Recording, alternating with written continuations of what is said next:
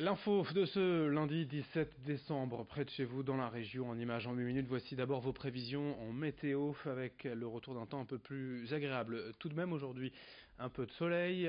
Certes, ce soir et demain, les perturbations sont de retour, mais en tout cas les températures sont de nouveau de saison.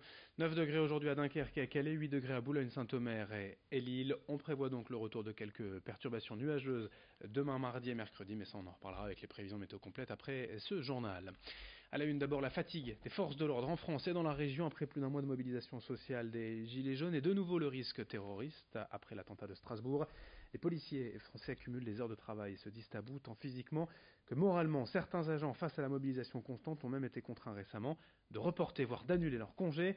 Une fatigue qui pousse les syndicats à appeler à la manifestation ce jeudi à Paris, l'acte 1 des Gyros bleus pour dénoncer le manque de reconnaissance. Écoutez ce délégué syndical au micro de Lucille Berthe-Constant. Comment elles peuvent s'améliorer? Déjà par un recrutement massif, mais ça fait des années que j'entends qu'on recrute 10 000 fonctionnaires. Le problème c'est que les écoles tournent à plein régime, on le sait. Ça ne va pas compenser la perte des 13 000 fonctionnaires qui ont été supprimés sous l'ère de M. Sarkozy à partir de 2008. Pour récupérer ces 13 000 fonctionnaires, il faudrait 25 ans. Environ. Donc même si on fait tourner nos écoles à plein régime, le problème c'est ce qu'on voit arriver aujourd'hui, en tout cas dans la zone nord, c'est beaucoup d'adjoints de sécurité et pas beaucoup de collègues titulaires. Si on prend un exemple en septembre, on perd plus de 80 collègues et on en récupère 30. Donc si on fait le prorata, on est perdant à chaque fois. Le commissariat de Roubaix, on remonte à 12-13 ans en arrière, on était encore 600 fonctionnaires.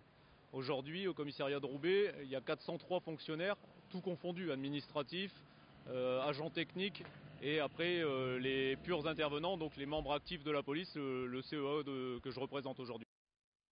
Au chapitre social encore, la CGT monte au créneau pour dénoncer, je cite, des conditions de travail exécrables sur le site industriel de la Redoute à Wattrelos, le quai 30.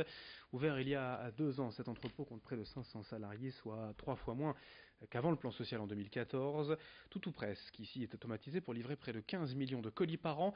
L'ambiance de travail, elle, en revanche, serait délétère selon la CGT, et ce tant au niveau de la production que des relations humaines. Récemment, 5 salariés ont été convoqués à des entretiens préalables à sanction disciplinaire pour avoir évoqué ces conditions de travail sur Facebook. Les salariés se mobilisent donc contre cette situation. Leurs explications avec un délégué au micro de Lucille Berthe-Constant. On infantilise les salariés, en fait, on les prive de toute liberté, on les prive de toute initiative, on les met vraiment sous cloche. Du côté de la direction, si vous sortez ne serait-ce que d'un millimètre du rail, vous êtes sanctionnable. On est infantilisé, quoi. On est vraiment, on est réduit, on n'est même plus des salariés avec un cerveau, avec une possibilité de penser ou quoi. Non, on est réduit à des bras. Pour la direction, on est juste une paire de bras qui sommes là pour produire et rien. Ce lundi, le Conseil départemental du Nord débat du budget primitif 2019. Le vote lui n'aura lieu qu'en février prochain, car les élus ont encore quelques incertitudes concernant la loi de finances 2019. Ça n'a pas empêché le président Jean-René Lecerf de présenter ce budget vendredi. Toujours la même volonté, faire des économies, rétablir des finances sereines. Son premier combat fut de réduire le nombre de locataires du RSA, passant de 116 000 en 2016 à 108 000 aujourd'hui. Mais le département va aussi surveiller de près désormais une autre aide potentiellement fraudée, la prestation complémentaire de handicap. Écoutez Jean-René Lecerf au micro de Vincent Vieillard.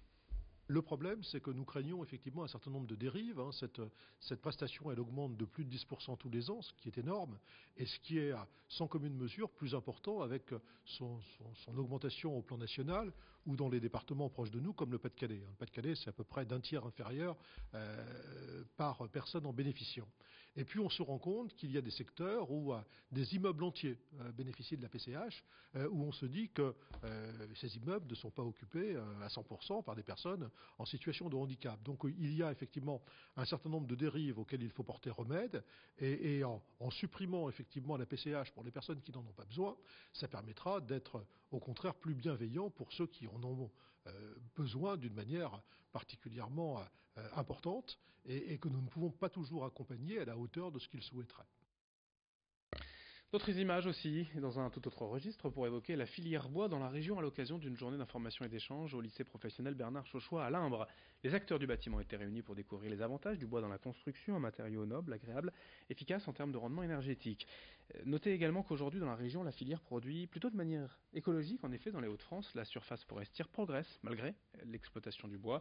De plus, utiliser des arbres centenaires serait même bon pour l'environnement, car ces vieux arbres n'absorbent souvent plus de CO2. Il est donc pertinent de renouveler la forêt, de replanter de nouvelles essences. Explication au micro de Corentin Escaillé. C'est bien évidemment comme dans toutes les filières, on a des importations massives, mais nous, avec le soutien et l'aide du Conseil régional des Hauts-de-France, nous travaillons justement à l'utilisation de la ressource locale, et c'est pour ça que nous mettons en avant les propriétés intrinsèques, mécaniques, de durabilité de nos essences régionales, qui sont principalement des feuillus. C'est-à-dire qu'on consomme local, un matériau local, avec des entreprises locales. Pour finir, 2 mois après le décès d'Augustine, cette fillette de 4 ans emportée par une tumeur au cerveau, le combat contre les cancers pédiatriques se poursuit grâce à l'association créée par ses proches, Wonder Augustine, mais aussi grâce à des anonymes touchés simplement par cette histoire. Exemple à Ronchin, près de Lille, Laetitia Denetière est boulangère et a imaginé pour Noël la Wonder Bûche. Il s'agit d'une bûche de Noël traditionnelle vendue 20 €, dont 10 seront reversés à l'association. Laetitia a même appelé ses confrères à faire de même, mais il manque pour l'instant des boulangeries volontaires sur le littoral et la Côte d'Opale. Dans la métropole lilloise, ils sont 6 déjà partenaires. Appel aux intéressés. Voici la recette au micro de Xavier Silly. J'ai inventé la recette en hommage à Augustine, donc oui, c'est enfantin, ça se veut gourmand, un petit peu girly, voilà, pour rappeler tous ces aspects-là, et ça reste du coup des parfums très accessibles au plus grand nombre. Donc à l'intérieur, en fait, on retrouve un biscuit roulé avec un confit de fraises, une mousse au chocolat au lait, et en socle, c'est une rose des sables. Donc voilà, des choses que ça parle aux gens qui beaucoup aiment, qui sont simples, même les enfants du coup aiment, et puis on décore un peu de fraise tagada, voilà, pour l'aspect très enfant. Fin de cette édition, merci à vous de l'avoir suivi, merci de votre fidélité. L'info continue dans un instant.